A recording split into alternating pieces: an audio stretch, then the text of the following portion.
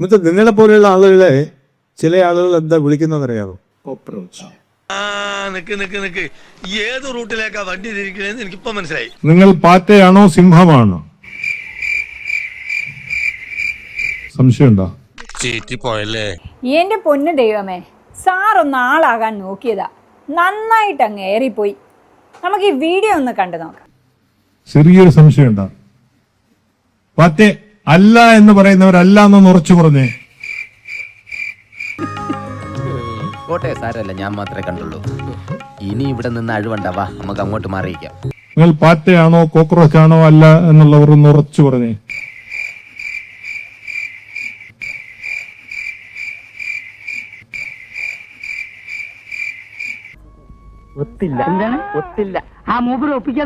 സാറേ, ആ പിള്ളേര് പാറ്റയോ സിംഹോ എന്നല്ല, ആ പിള്ളേര് ചാണകങ്ങളല്ല സാറേ.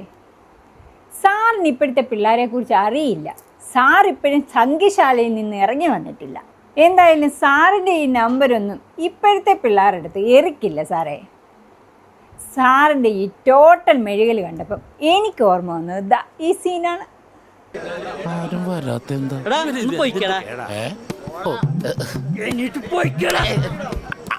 അഭിനയോ